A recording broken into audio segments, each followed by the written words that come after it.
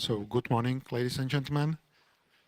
My name is Martin Earl, and I'm moderator of this session with the pessimistic or optimistic title, Global Economy Disarray Looming on the Horizon. This will be the session where we will stretch the depths of our optimism or pessimism vis-a-vis the future development of world economy, and because it's Saturday morning of the third day of the conference, so those who are here right now really need to or are interested in the topic. So it's a challenge for me as a moderator and for our super panel. I would like to introduce. We have Azita Raje, former US ambassador to Sweden and Wall Street practitioner of the world of finance. We have Linda Yu, who is a fellow in economics at the University of Oxford, so the academic. And we have Professor Daniel Szydlowski, who is also professor of economics at the Hebrew University of Jerusalem. So mix of practitioners and academics. I would like to start with a couple of headlines or numbers from the last couple of days. There is a Reuters reported Moody's report about with the title "U.S. economy will lose pace this year after the peaking in 2018." New president of World Bank has lamented deepening slowdown in global trade. World Bank lowered its forecast of global growth for 2019 from 2.6 from 2.9 to 2.6%. German Institute IFO made a survey which resulted in the globalization has reached limits of acceptance among respective populations in major industrialized economies. So it's a stretch, and German export expectations are in decline in the long term. And that is a fresh news from this morning or this night that there will be no U.S. tariffs on Mexico, but there are not the good numbers in the U.S. About the U.S. jobs. So picture seems to be quite gloomy. But I would be interested to know at the beginning of from each of you if we have a reasons 10 years after the last big financial crisis, if we have a reasons for optimism or pessimism. Maybe we can start with three reasons for optimism and three reasons for pessimism from each of you. Maybe start with you, for example. Good morning. Well, I hate to start with reasons for pessimism on a Saturday morning, but I do think that we're more vulnerable now than we were 10 years ago when the financial crisis happened. 10 years ago, we dug ourselves out of that hole by utilizing low interest rates and a balance sheet that was handed by the Fed and the Treasury. And today, in this environment, we have an even more divided Congress and higher deficits. And so I think that we may not have access to the same emergency measures that we had back then in dealing with another crisis. Not to mention the fact that interest rates couldn't be any lower. So I guess, as they say in the economics profession, it would be pushing on a string, right? I did pay attention in that class. I also think there have been market and structural changes over the last 10 years. Again, we used low interest rates to spur economic growth and for the last 10 years, and that growth has masked some changes, fundamental changes that have occurred. For example, climate change and its impact on human population is being felt more frequently and in greater levels. And the financial cost of hurricanes, droughts, tornadoes, fires, and extreme weather events will continue to pose a drain to resources of governments, resources that could otherwise be available to address financial challenges. So I think that the combination of a more divided political situation, at least in the US, higher deficits, and less flexibility and leverage on the part of governments because of their lower resources in being able to respond to the next crisis. Those would be the reasons that I would think that we're more vulnerable now than we were 10 years ago. And I'm going to have to think about 3 reasons for optimism. So maybe I'll let my colleagues. Thank you, thank you. I forgot to mention that We're alive, so there's always hope. That's one reason.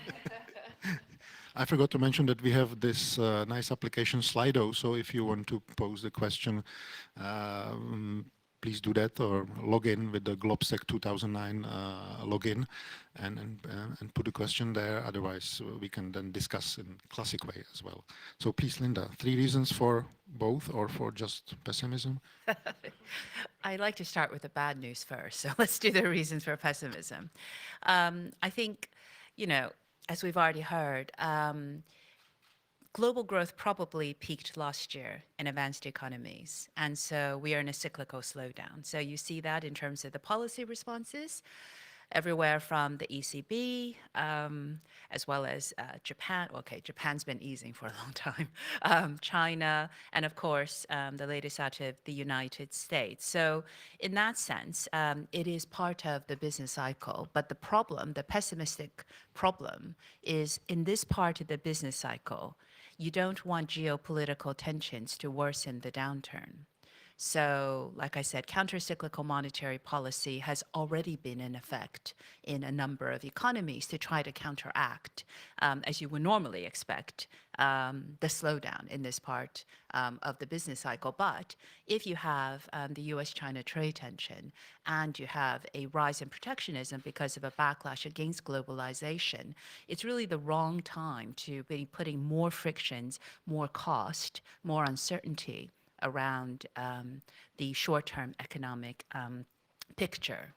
And I suppose another reason for pessimism is that it's been 10 years since the last financial crisis, and one of the things the International Monetary Fund and others are quite concerned about is this buildup of debt, which is related to having had very low interest rates in advanced economies, which means liquidity, money, is abundant, not just in advanced economies. A lot of it went into emerging markets. So if you never predict that there'll not be another crisis, because there will be. So you're sort of hitting the down part of the cycle.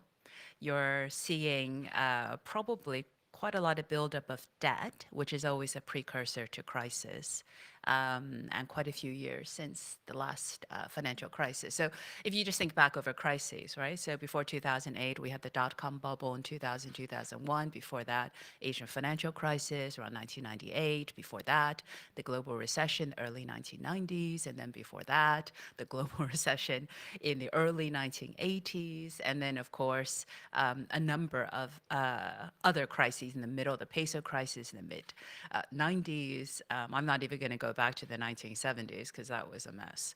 And so essentially, we could be looking at another debt-fueled crisis. And then I suppose another third reason for pessimism is whether or not there will be enough coordination, if necessary, globally, not just within, as you rightly say, the political system in the US, because of how interlinked markets are today. Will there be the same type of G20 response that we saw 10 years ago, where there was an absolute willingness to coordinate, and certainly, given the tensions that we see now between countries, whether or not that's going to be as easy to do. I'm going to give you quick reasons for optimism, and then, because I think the optimistic reasons are there are always business cycles. So it's okay. There are always crises. I mean, we've come through it. And over the medium term, the underlying strength in advanced economies and emerging markets is actually pretty considerable, and it's fueled by technology. So I'll just give you quickly a couple of examples. So advanced economies, obviously, secular stagnation, this idea that over the medium term, We're all going to grow more slowly. It's because of an aging society in advanced economies. Although the older I get, the less I accept you're less productive as you get older. But this worry that somehow we're all going to end up in a slow growth world. And yet, you know where the term secular stagnation comes from. So I've just written a book called The Great Economist that looks over 250 years of economic history. It was coined in 1939 by Alvin Hansen, who said, oh my God, after the Great Crash, 2 recessions in a decade, and we're getting older. That was followed by the golden age of growth, the strongest period of growth we'd ever had in per capita income growth. So I think that's just worth bearing, and then we didn't hear about it again. And then in emerging markets, just finally, the number of people entering the middle class is astounding. We're at a point now where around 3 billion people, so this is 1 billion more than 10 years ago, 1 billion more than 10 years ago, are actually in the middle class out of 7 billion people in the world. And it is coming from newly emerging economies joining the middle class, becoming middle income countries. By 2030, more than half the world will be middle class. We've never had this many people, not just emerge from poverty, but actually enjoy a standard of living that we all hope for the rest of the world. So if we can get through the short term, the medium term, I think, actually looks quite promising. Thank you. So we have a new definition of optimism. There are always crises. Professor. Well, I was getting depressed here increasingly as I was listening to my colleagues, and I was thinking, but then finally there was a bit of an upturn. And I think you probably know that economics was called a dismal science. Because the economists always tend to say, see the problems and see the dangers and so on and so forth. And of course, the good stuff is always underlying, but it has to point out the dangers, because if you don't point out the dangers, then there won't be action to deal with the dangers. So it's good. Economists have this mission. We need to alert everybody to where the lurking dangers are, and then we can try to deal with them. Now, one of the economists that Linda wrote about, of course, is Keynes. If you think about what the alternatives are, monetary policy, you can't do much anymore because you're down to very low interest rates. But then there's always fiscal policy. And Keynes would have simply smiled and said, well, but we have another leg to stand on, wouldn't he? So, I think if governments really, if there is really a problem, there always is fiscal policy. Now, fiscal policy works in strange sort of ways. So you have Trump saying, we need to spend more. Now, I'm not particularly a partisan of Mr. Trump. Oh, I should say to you, just in terms of full disclosure, that I'm a citizen of Peru, not of the United States. And although I now teach at the Hebrew University, I was the main bank regulator in Peru. So, I come at this from the viewpoint of a small Latin American country on the west coast of South America that has no weight in world affairs particularly, but we do try to make noise once in a while, and we do have Cusco and Machu Picchu. Some of you are probably familiar with those locations. They're very interesting. Now, yeah, I do have a rather positive view of what's going to happen in this developing world, and Linda just told us that there's going to be a lot of people coming into the middle class. Now, a lot of that is China, of course. China is so big that China overwhelms all the statistics. In South America, it's Brazil overwhelming all the statistics. When you do the aggregate ECLA data, it's always Brazil. If you take out Brazil, then everything looks different. If you take out China, everything looks different also. And then you take out India on top of that, and then things look even more different. Okay, but what are the what are sort of the underlying, some of these things that are happening, and that have been happening all along, and that have been accelerating since 2008, 2009. One is financial inclusion. Starting about 2010, 11, a conviction's been to grow that if you don't deal with financial inclusion, you don't bring people into the financial system, then we're not going to make progress. And there is even an organization called the Alliance for Financial Inclusion. Now, that didn't exist 10 years ago. I guess it just celebrated 10th anniversary, so just about when it started. And this collects most of the regulators around the world, not the OECD regulators. It's all the non-OECD people. They've gotten together, 80, 90 of them, or it used to be of us because that was one of them. The concern is to get the poor into the financial system. Now, you basically do that by making it easier to get in. Now, if you want to open a bank account and all you want to do is move a few $100s a month, you don't need more than a phone number, basically. You don't even need an address, and you don't need a formal ID. So it's very easy. But if you then want to make it bigger, then you have to show KYC, right? Know your customer. So then there are requirements. But the first entry point is easy. Didn't used to be that way. So it's enormous change in financial inclusion. Most countries have a national financial inclusion strategy. Now that is also an innovation, and that makes a big difference. Now then the next thing that happened is cell phone banking. Where do I have my cell phone? I used to have a very simple Nokia cell phone that didn't do much. All you could do is talk on it. But with that kind of cell phone, you can actually do remittances now. In China, because that's no problem. In Sweden, it's no problem either, Ambassador. And in the rest of the world, it's moving a little more slowly. But it's still true that a mother sitting somewhere in Kenya wants to send her son who's in Nairobi, 10 shillings, can do that on the phone. So this used to not be so. Cell phone banking is the greatest innovation since the creation of paper money. It's been, in 200 years, nothing else has this kind of impact, and it's going to sweep the world. It's not there quite yet because there's P2P, person-to-person functions, but person to anything else doesn't function quite yet, except again China and Sweden. But it'll be there. 5 years from now, it's going to look very, very different. With fintech and everybody's innovating. So a lot is happening there, and I think that's going to change the world. And if, of course, in the developing world, I did this morning, I looked up, about 12% of the world population is in developed countries, 88% in less developed countries. That's where the big action is going to be. And if you start taking an average of growth rates, if you weight them by population, you're going to find that the growth rate is going to be higher. If you weight it by income, that's a different story. So it tells you something about statistics. We can all lie with statistics, right? We know how to do that. Now, the second thing that I think is very important is that there's an enormous change in the attitude between companies that do extractive industries, such as mining, fishing, logging, and how they deal with their neighbors. It used to be that people would go in, somewhat abusively, to get the ore out, and if the neighbors complain, tough luck. And if the neighbors complain, that's more, then we shot them, we shoot them, you bring in the police, and if they object, then you beat them up, and if that doesn't work, you shoot them. Well, that's no longer so.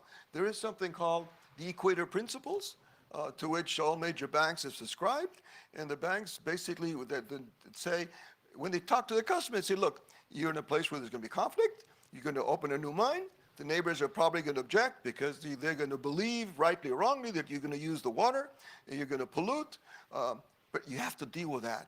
That's risk from our point of view, from the bank's point of view, that's risk.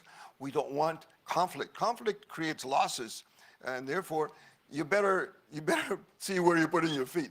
Now, that's an enormous change. This started in 2004 or 5, more or less. The IFC led some of this, Citibank then followed. Now, there's no major bank that doesn't subscribe to the Equator Principles, with the notable exception of Chinese banks. They haven't quite yet signed up. That will happen. Can you give me another minute and a half? Too long? Minute 45. Huh? Minute and 45. 45 seconds. Very good. Okay. Next, I can come back to that if you like. The next thing is disasters.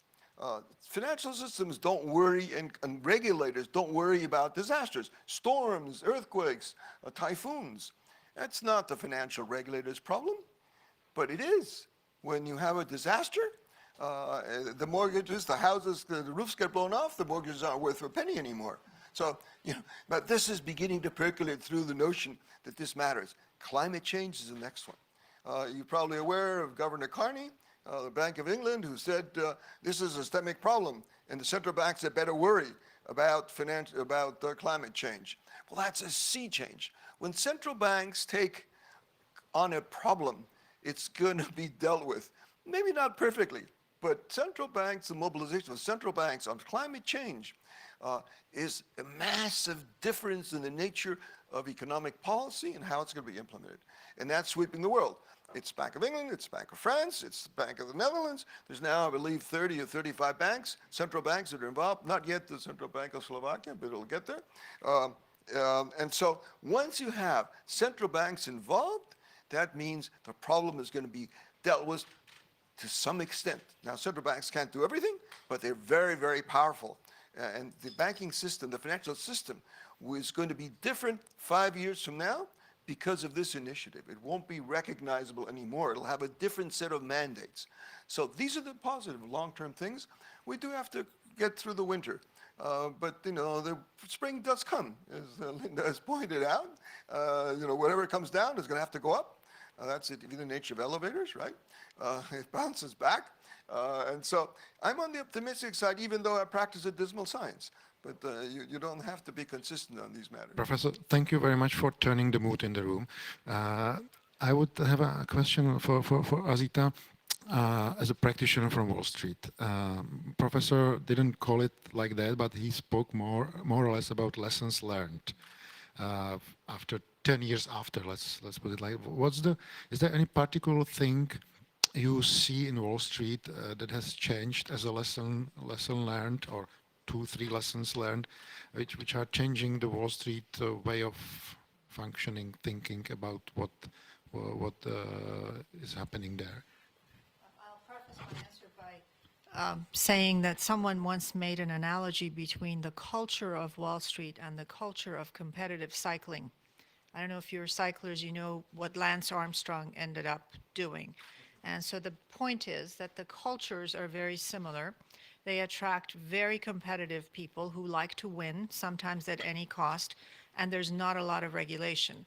So that sometimes ends up not in a good place. And so the point is that the lesson is that we need to regulate the behavior.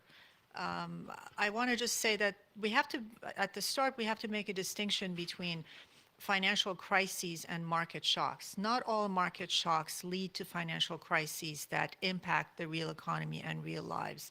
Example, Black Monday, 1987, I was there. The Dow dropped 22%. Next day it was up. There was injection of liquidity by the Fed and so forth. And that didn't impact the real economy. It was just a market shock. Same thing in 1989. The US financial system today is built on lessons that were gained from the financial crises of the Great Depression, 1929-30, and 2008, the Great Recession, arguably the largest financial crisis we've had since the Great Depression. Out of that came FDIC, the SEC, Social Security. Out of the 2008 crises, we had the Dodd-Frank consumer protection laws. The problem is the lessons are there, but sometimes they are not the right lessons and they're just technical lessons. So of course we need to change leverage ratios or have stress tests or have rules for regulators and impartiality and so forth. But then the reality of those lessons don't survive contact with reality of politics, basically. So almost as soon as Dodd-Frank was passed, the GOP was arguing for its repeal or parts of it to be repealed. There's always the tension, at least in our system, about the role of government. And so the lessons learned on the one hand are technical. We put in rules to protect against another financial crisis similar to what has just happened. We had Glass-Steagall or Volcker rule, and these are technical rules, and they're lessons to be implemented. One lesson that we learned is that it's extremely important for the integrity and the trust in the financial markets for them to be perceived as impartial. The impartiality of regulators, the impartiality of the Fed, of the SEC. That needs to be maintained for the trust in the financial markets. We need to keep politics out of the financial markets. That's a lesson. Fortunately, that was there. Is it possible with Donald Trump tweeting? Well, you just took the words out of my mouth. I think that's a challenge that's being stress tested, but that is a real danger. The uncertainty that politicization creates is a real danger to the financial markets because investors don't like uncertainty under most circumstances, but unless they're trading volatility, but they certainly don't like it when it comes to not knowing whether politics is going to affect a financial decision. When I was there, in one of the crises that happened, money supply, whatever the Fed was doing, that was always separate from whatever the government was doing. So that helps create some trust. And I think at the end of the day, I agree with Danny that those reasons are reasons for optimism. But all of this goes back to value system, because market systems, I think, ultimately are value systems. And I say that partly based on my experience also as in diplomacy and in politics, connecting that to my experience on Wall Street, in that when we create market systems that respond to certain incentives, we are validating or we are responding to the values that we have. So in the United States, in a culture that values individualism and profit and rewards risk, perhaps disproportionately to having a safety net that protects a basic level of safety, we have a certain outcome. In Sweden, where I was, you have more of a safety net, but you also have the upside for capitalism. In each system, there's give and take, but it reflects our values and our social values. And I think that may be where we need to look more for signs of optimism. What is the value system that's going to inform our market system and our economic system that ultimately leverages and harnesses in its most complete form, the human capital in a society, so that we have resilience in the labor market when we have a financial crisis?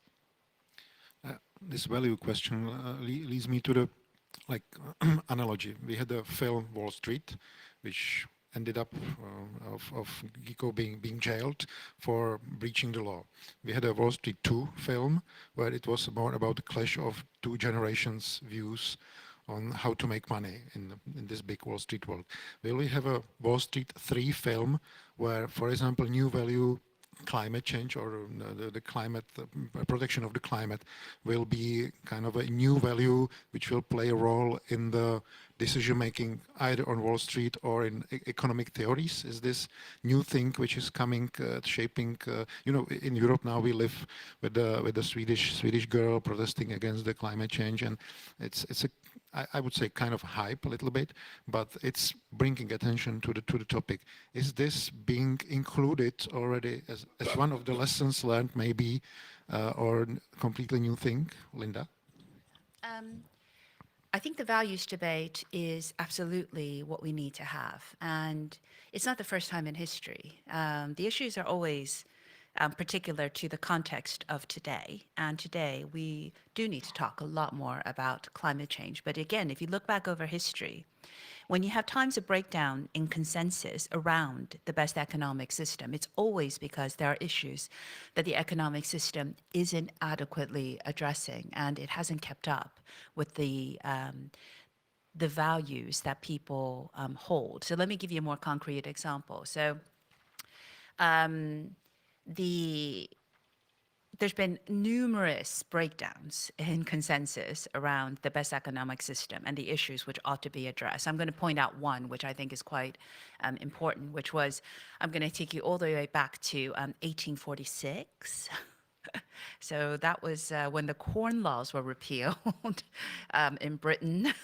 Okay, nobody remembers this unless you're a historian, but it was actually momentous because so at the time, essentially the consensus was for mercantilism.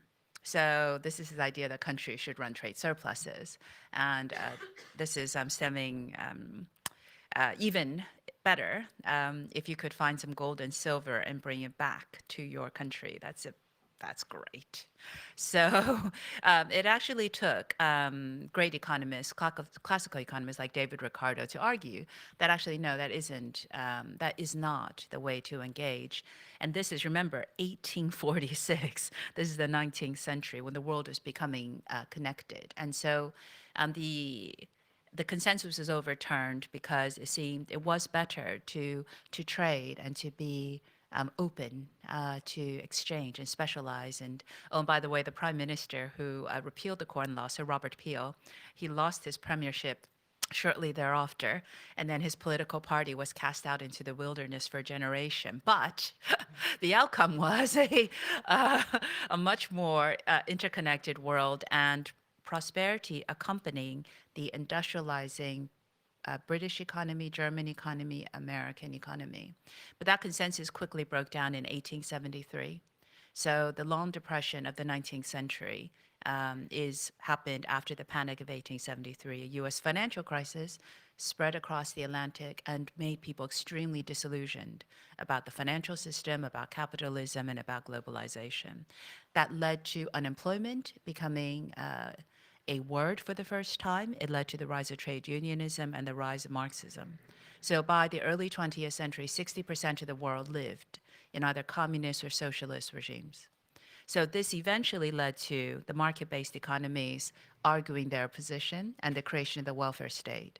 So by the 20th century, by really the middle of the 20th century, so it took a long time, welfare state capitalism was created. The welfare state here in Europe, the NHS in Britain is another example, and of course, the early part of the 20th century saw the establishment of Social Security in the United States. So essentially, it seemed as if capitalism was picking up the need to have a social safety net and more inclusiveness to address some of this backlash. And this battle wasn't won until probably the end of the Cold War. At the end of the 1980s. Even China, the biggest communist country in the world, injected market-based incentives into its economy.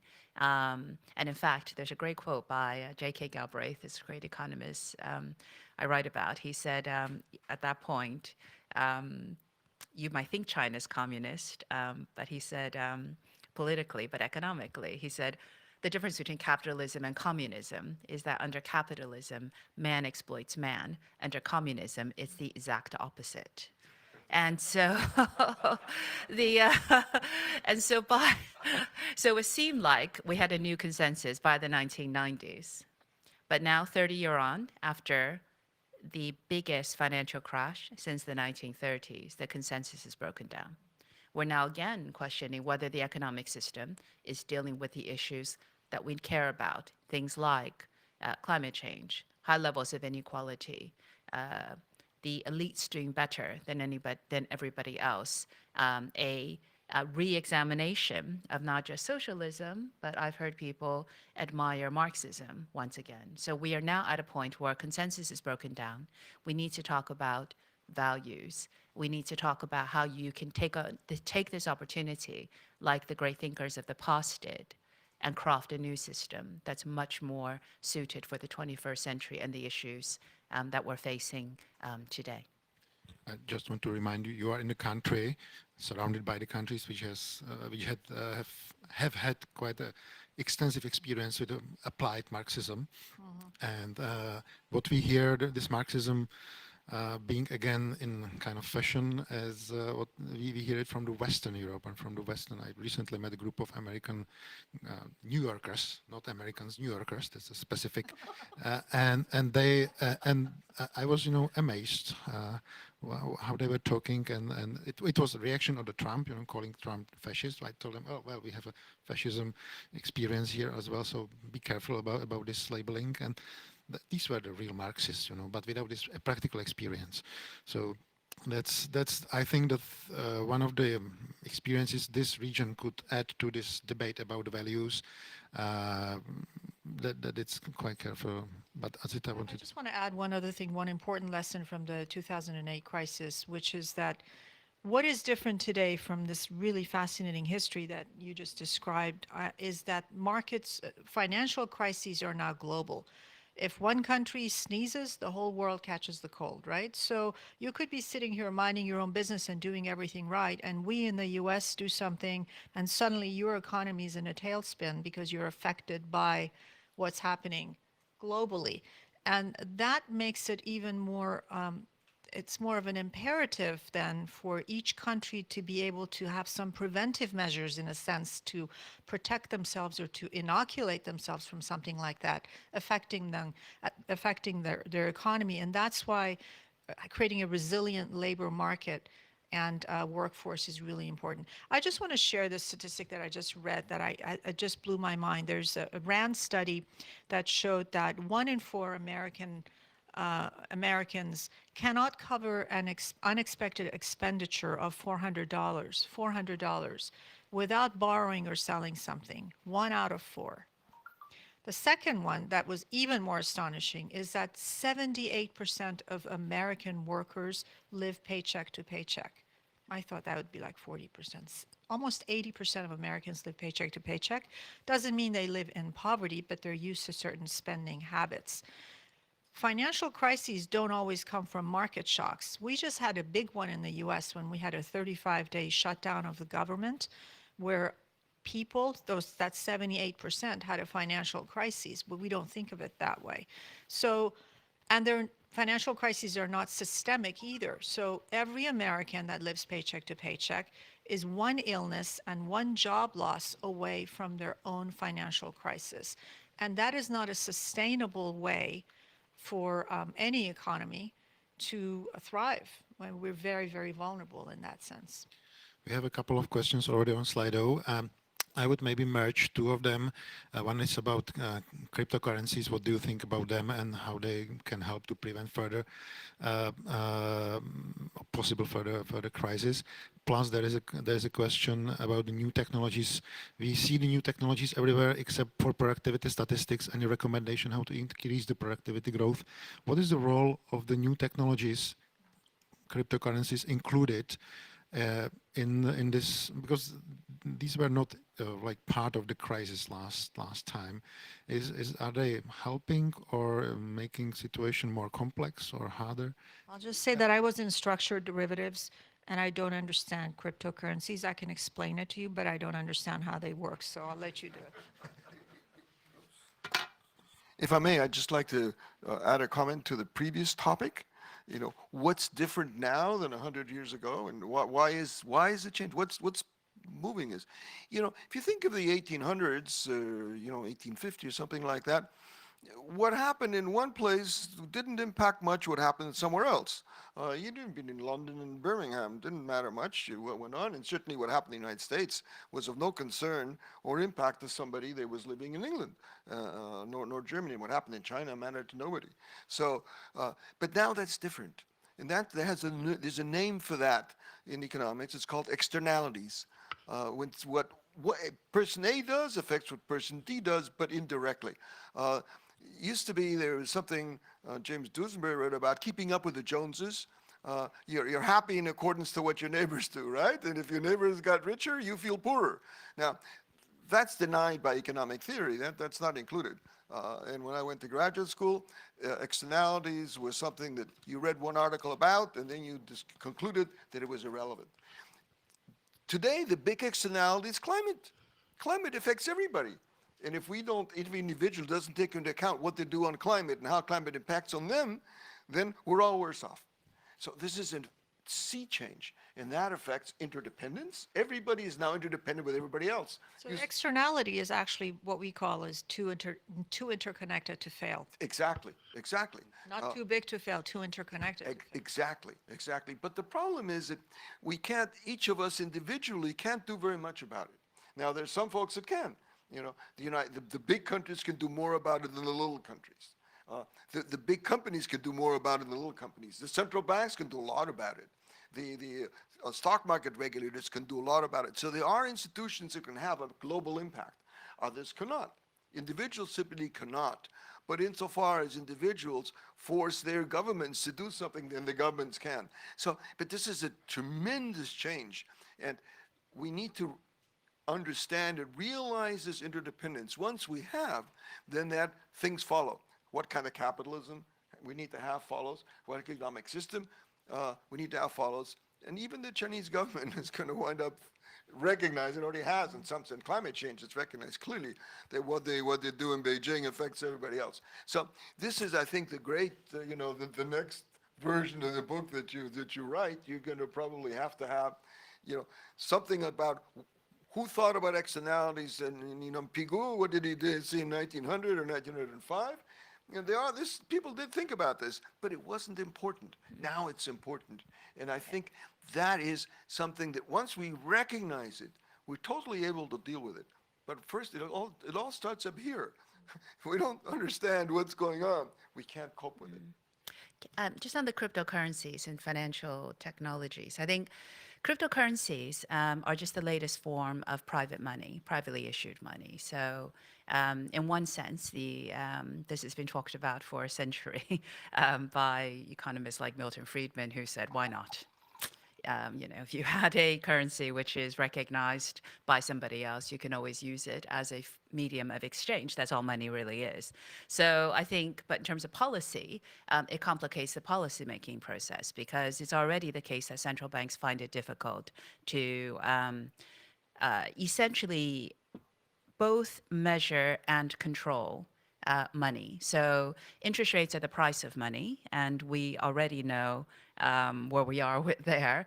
Quantitative easing is a form of controlling the supply of money. So you either control the price or the quantity, or you try to do both. And the quantity of money is going to be made more complicated by cryptocurrencies.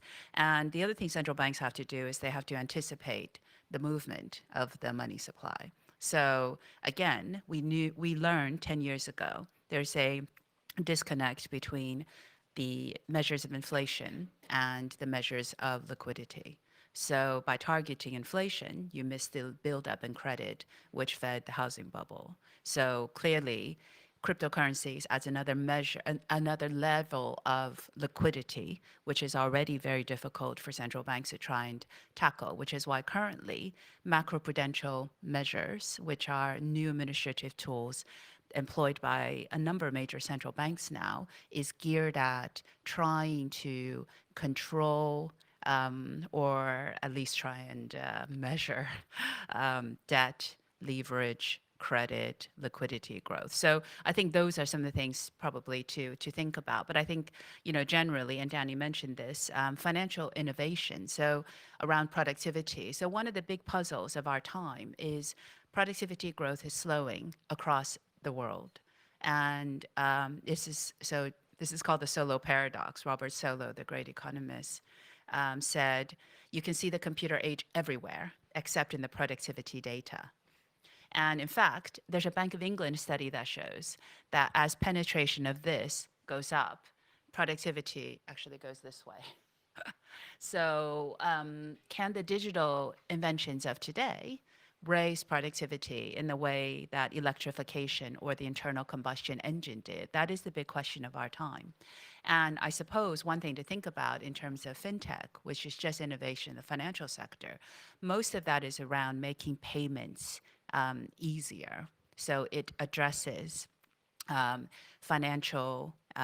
addresses underbanking and increases financial inclusion.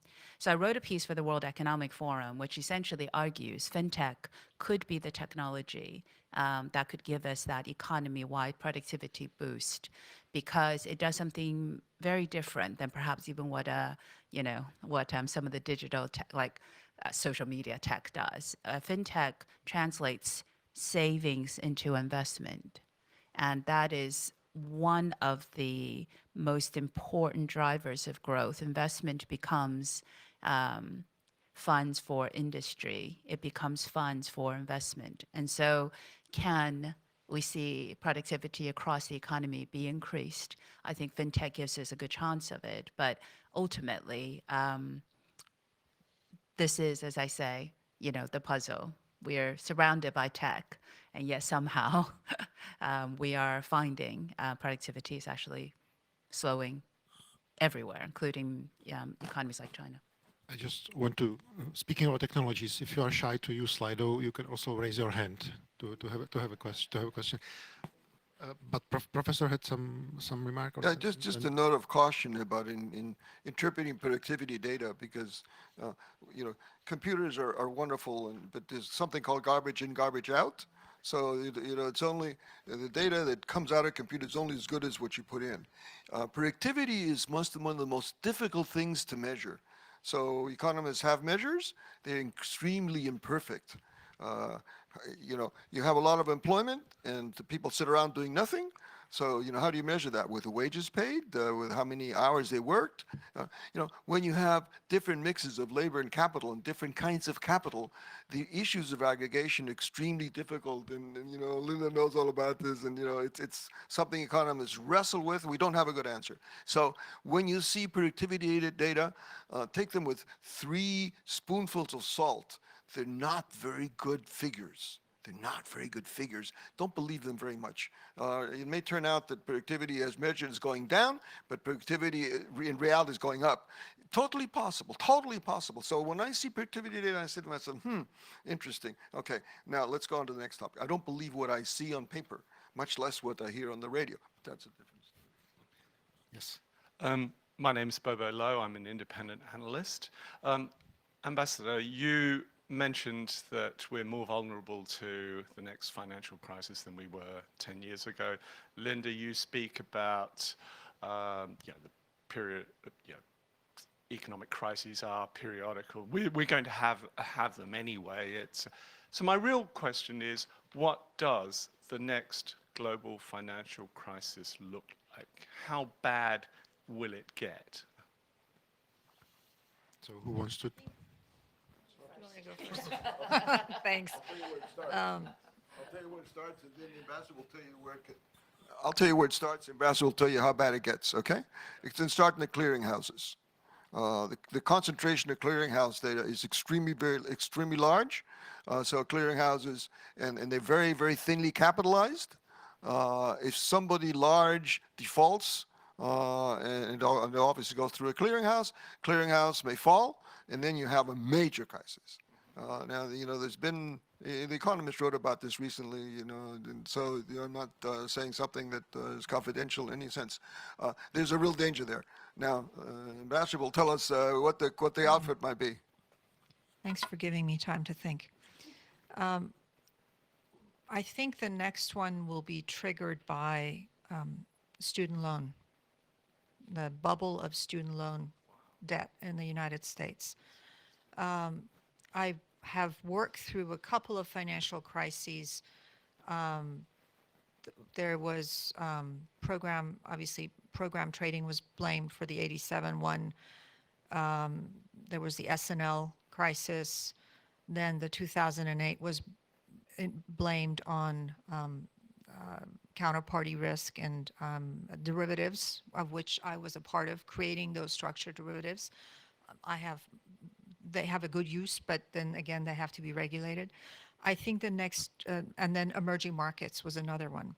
So, and I remember after one of those crises, we were sitting around with my colleagues in the trading floor, and he was saying, well, this will pass, and then there'll be another one. And it's exactly what happens, because the lesson to learn is that we don't learn lessons. So what do we do to protect ourselves from ourselves? We have to have structures and frameworks. I think the student loan debt is a serious bubble, and I hope that we can have policy solutions to lessen the burden. But what's the economic and social impact? I mean, how do we feel it in the general population? Should I take that in terms of, yeah. So it's true that not every financial crisis has a significant real economy impact. So market crashes like the ones that have been mentioned. And in some respects, that's the best kind of outcome you can hope for. In other words, there's enough regulatory safeguards that a crisis is essentially contained and doesn't become widespread across the economy, and that it's not systemic, because the systemic crises are the existential ones. And what we see is, generally speaking, financial crises are triggered by debt and exuberance. So if you look at any measure of asset bubbles in different countries, those are essentially normally the telltale signs. So macroprudential regulation is intended to try and curb the growth of bubbles, and this is the lesson learned from 2008, when Alan Greenspan said, I don't want to be the person who takes away the punch bowl when the party gets started. Now they do lean against the wind. But the question is, it's hard to spot whether something is a bubble or whether something is just underlying strength in, say, technology that boosts the NASDAQ, or limited supply that boosts the housing market, or high demand for higher education that boosts debt. It's really difficult to differentiate. But what we do know is that you don't have a crash without a bubble. So you have to look for what you can do. Now, my feeling, I started my career as a corporate lawyer. And I don't ever believe that all regulations are tailored for the last crisis. And you can understand why. How could you know what to, all you can do is hope you've put in enough what I call safeguards against a crisis becoming systemic. Because what happens with a lot of these crises, think back to the early 1990s, there was a coordinated housing market crash across Europe. It was devastating for people who went into negative equity. It scarred a generation of graduates. If you graduate and during a period of high unemployment, your lifetime earnings are lower, you're scarred. So the impact is extensive, much worse than what you normally think of in terms of, oh, the government ends up with a lot of debt. Yeah, that's bad, but to be honest, it's much worse for people who've graduated at at such a time. So to me, it's whether or not there's enough awareness that it's a systemic nature of any asset market. There needs to be some type of break to make sure that it's contained. Just on that point, with both the ambassador and your point in terms of graduating, you can imagine graduating with this huge amount of debt just from an undergraduate education in the United States. So this is a U.S. problem. It's something the ambassadors talked about as far as debt. But in terms of society in the United States, productivity, efficiency, not having a skewed workforce of young people who come in and they can't take certain jobs like in public health or in the government because they have a student debt they've got to service, and they go off and they do other jobs that are good jobs, well-paying jobs, but they might be more effective in terms of society if they went into social work or something like that. So for the United States, what you were just mentioning, whether it's the housing issue here in Europe or just what happens in the United States with debt on these young people who come out of colleges, they're ready to go, and they're hobbled. It's terrible. And then you add the debt problem on top of that, as the ambassador was saying. Just as a statement, but as a question for you, Linda, you mentioned the Bank of England report and the productivity, and you held up your iPhone and said, you would think things were more efficient because of this, but actually productivity is going down as this proliferates. And it's not just iPhones, it's the computer world, if you will.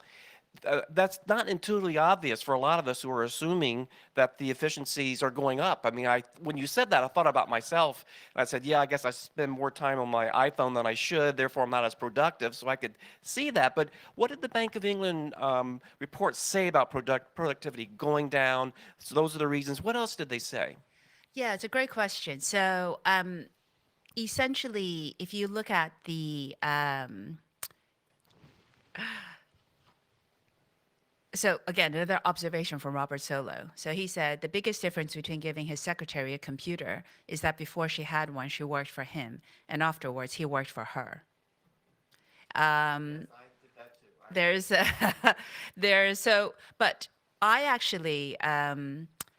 I actually subscribe. So there's a big debate between economists. So the economist Robert Gordon has written a book called The Rise and Fall of the United States. There's a reason the title ends with fall. So the techno-pessimists believe that the trends that we currently see are the trends that are going to be with us. And that underlies the slowdown in productivity growth since the mid-1980s. So this has been going on for a long time. There's another version of this, which are people who believe that and this is in terms of evidence, there was one period in the late 1990s in the United States when productivity went up during the height of really when the technologies were beginning to permeate through from the computer age maturing. That was the only period when productivity growth was rising. And it's because technologies were embedded in the way we work. So most technologies are technologies. Oh, wow, look at this cool innovation. But does it really change your workplace? Does it really get used in a productive way? So that's the kind of debate. So I'll give you another example. I was in Japan recently, and they have really advanced AI and robotics. So I met a robot called Pepper. Have you ever seen Pepper? Pepper's a humanoid robot. Pepper's function is as a companion to the old people in Japan. So Pepper's only function is to read your emotion. So I said on a panel like this one day, Pepper's incredibly impressive, but I don't see how Pepper really raises productivity. He has other functions, I don't see how he raises productivity across the economy. And my fellow panelist, not Danny, said, I don't know how Pepper can raise productivity, but if I had a Pepper robot in my house that read emotions, it would help my marriage. But I use that as an example because maybe we don't quite know how to use Pepper yet. That tech is sophisticated. So I guess finally, I also, and I write about this in my book, I actually think the reason why productivity growth is slowing in advanced economies, which by the way are the cutting edge of technology, more than emerging markets, which tend to follow us in terms of trends. The advanced economies are on average 70% services. Output is designed to measure manufacturing. Services, so this is the first chapter of my book, which is all about measuring the intangible economy. Actually, I have 2 chapters on it. So the first chapter is on how do you measure services. Second chapter is, should we worry about trade deficits if you're also unable to measure services trade? So that's called the invisible balance. So basically, these are the first 2 chapters of my latest book. And essentially, to give you the very short version, services output is very difficult to measure. Services exports, almost impossible. So it's like 95% of the universe is comprised of dark energy. We have no idea what it is, but we know it's there. And so to me, maybe we just mismeasure services and we're not as unproductive as we think. So one final example, just to give you a sense of what I mean. How many of you have been in meetings which have been a total waste of time? How many of you have been to meetings where you had a breakthrough, decision may move forward? This is going to propel you to go and do great things in the world. Oh my God. Okay, so my point is a great meeting and a useless meeting in services output terms are the same. Because all you're measuring is revenue, wages, and what you sell. So this is not at all well measured. It could be if we embed technologies better and we appreciate that services economies are differently measured, we may not face such a dire future. Well, my role is now to play the bad guy because our time is out. And but I guess we had a good meeting in the positive sense of the word. Even the topic wasn't the most optimistic, but at least we had some fun. So thank you, Azita, Linda, and Professor Shidelsky for being here. Thank the audience for the questions and for being with us. Enjoy the rest of the GOBSEC today.